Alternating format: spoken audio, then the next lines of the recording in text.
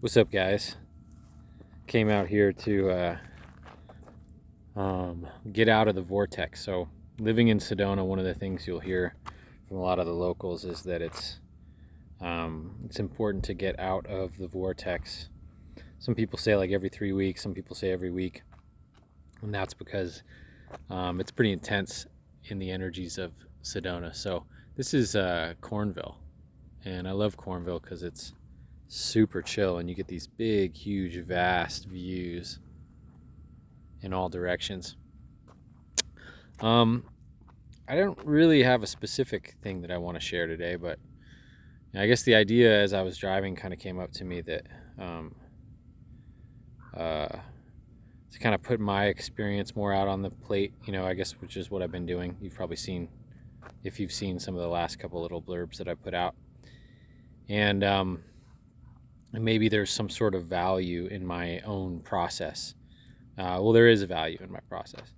And it's also helpful for me too because like when I make my process visible in a sense, like I am now, when I start talking about what's going on with me, something about verbalizing it out loud kind of kicks in a certain level of self-coaching for me. I got a cool looking van coming this way. You get a lot of people that car camp out in this area, and so it's pretty cool. It's got like suns and moons on it. Anyway, this like self-coaching kind of kicks in a sense because it's one thing when I have thoughts and emotions just kind of like cascading through my consciousness. It happens really, really quickly. You guys might be able to relate. Like there's just tons of different thoughts that flash. It's like, and then emotions that kind of sit all over my body. And something about saying it out loud slows everything down because it has to slow down to the speed of communication, of verbal communication. And something about that kind of makes me more mindful about kind of what I'm experiencing. And last night I was sitting with a friend at sunset. He met me out there. I go to this particular sunset spot near my house, and all my friends know that I go there every night. And so it's not uncommon that I have a guest visitor joining me for sunset that knew I was going to be out there and pops out. So that's always nice when somebody shows up. But this particular friend I've been friends with for, God, it's got to be over 10 years. And he came in. It's starting to get cold out here, so he came in and sat in my car, and we just talked about everything that we were kind of processing and what we're going through. And I don't know how it happened, but like towards the end, we just kind of like moved into this practice where we started, where I started, touching different parts of my body that were feeling like the breath of life wasn't making it to it. Like all the energy wasn't flowing in that area. And just translating what that part of my body was saying, which is a really powerful practice.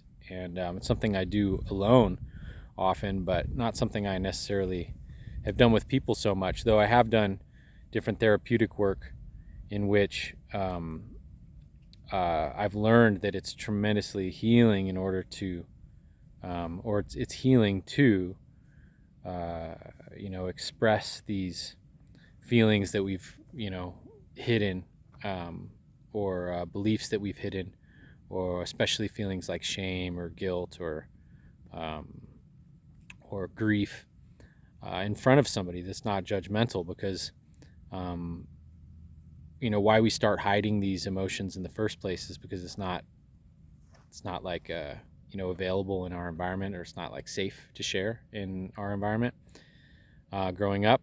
And so then we start hiding them and burying them, and then putting on another mask that seems safer to navigate. So being able to kind of express that in front of someone that's not judgmental, in a safe space, is really healing, and it starts bringing them more to the surface so that they can complete. And that's like one of the primary things in healing is like if we can bring an emotion to the surface so that it can complete, and not to be confused with cycling in surface level emotions that are kind of avoidant emotions. Oftentimes I've found that what I thought was processing deeper emotions was actually just spinning in an avoidant pattern, and I was avoiding a deeper emotion underneath.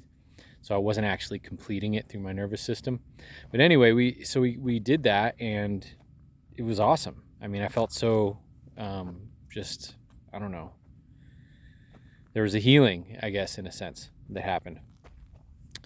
And then today, I just hopped in the car and decided I was going to drive out to kind of calm down, because if you saw my last video, I have a bunch of stuff going on with kind of exploring new work potentials and getting some online things kind of like organized, but all of it kind of hinges on my Google account and my email, and all that's, I'm locked out of it right now, and I don't really know what's going on with it. So I decided, well, I'd just go and kind of like do some state practice, just like feeling into my states. And right now I have like a little pinch in my solar plexus, which is not all that uncommon if I'm, communicating in some sort of public way, or presenting myself in some sort of way. I can sometimes get this pinch in my solar plexus. I think it almost says something like, I'm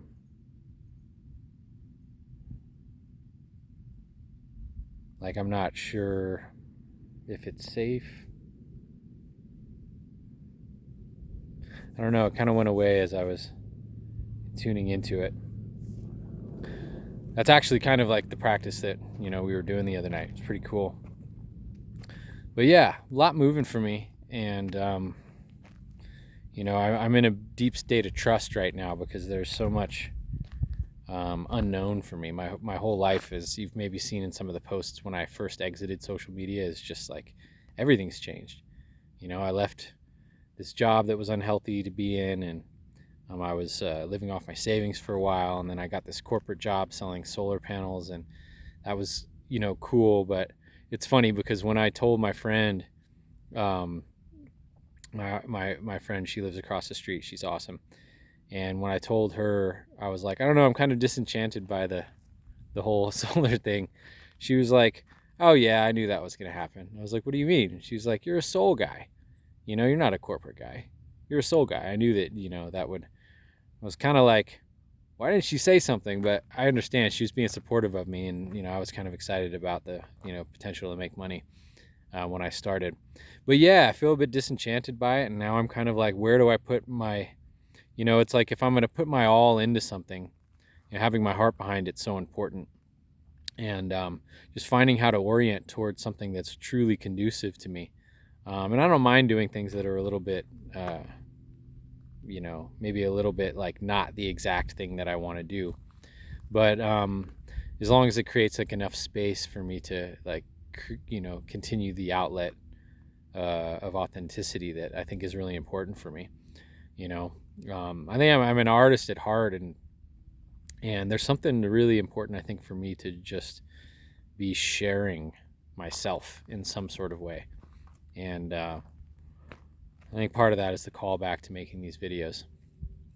But anyway, that's a little ramble and fill in on kind of what's going on for me. I'm curious if any of you guys can relate to anything that I'm talking about. And yeah, put some comments down there below. Let me know what this inspires for you, if anything. All right, much love.